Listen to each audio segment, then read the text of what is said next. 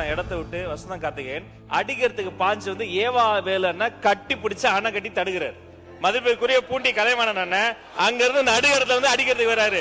இந்த உருட்டல் மிரட்டல்களாம் பதிப்படக்கூடிய கட்சி தமிழக வெற்றி கழகம் அல்ல. இதை போன்ற நாகரிகமற்று உருட்டுறது மிரட்டுறதுனாலதான் தமிழக மக்கள் தகுந்த தீர்வு கொடுத்து அங்க உட்கார வச்சிருக்காங்க. தொடர்ந்து நான் பாத்துக்கிட்டே இருக்கிறேன்.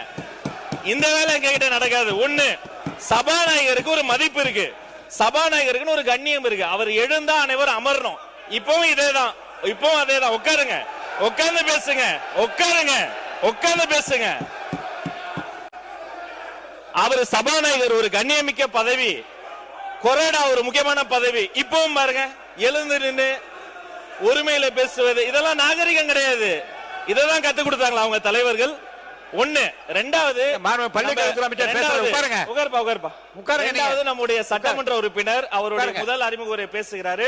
இன்னும் கண்ணு கருத்துமா கவனமா உறுப்பினர்கள் பேசும்போது தங்களுடைய கருத்துக்களுக்கு ஆதாரத்தோடு பேசணும். ஆதாரம் கேட்கலாம். ஐந்து முறை அவர் அறிமுக உரையை குறுக்கீடு செஞ்சு 5 முறை பேசிட்டாங்க. அவர் பேசிய கருத்துகளுக்கு இப்ப நான் பேசுனத இப்பெல்லாம் நாகரிகமா பேசாதீங்க. உட்காருங்க, உட்காருங்க, உட்காருங்க. அவர் பேசின கருத்துகளுக்கு ஆதாரம் இருக்கான்னு கேட்கலாம். ஆதாரம் இருந்தா அவர் சபாநாயகர் கிட்ட கொடுக்கலாம்.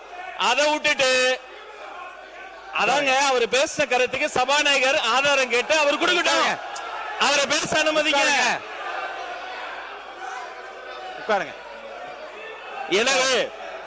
எனவே மாண்புமிகு சபாநாயகர் மூலமா நான் தெரிவித்துக் கொள்வது என்னன்னா, தயவு செய்து அரசியல் கட்சியில் இருக்கக்கூடிய அனைத்து கட்சி உறுப்பினர்கள் சபை மாண்பை முதல்ல காப்பாற்றணும். ஒரு மூத்த உறுப்பினர் ஏன்சாலே எல்லாரும் உட்கார்ந்துடும். அவர் கொரோனா ஏன்ஸ் நிக்கிறாரு, பின்னாடி இருந்து கத்துறீங்க. சபாநாயகர் ஏன்ஸ் நிக்கிறாரு, நடு கூடத்துக்கு வந்துட்டு வராரு, இன்னொருத்தர் தடுக்கிறார். இதெல்லாம் முறை அல்ல, மரபு இல்ல.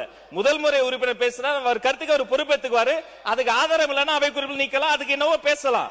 5 முறை குறுக்கீடு செஞ்சுட்டு அவர் ஆதாரம் வச்சிருக்காரா இல்லையா, அது உண்மையா இல்லையாங்கிறத அவர் பேச அனுமதிங்க. அப்புறம் பொறுமையா கருத்தால் எதிர்கொள்ளுங்க.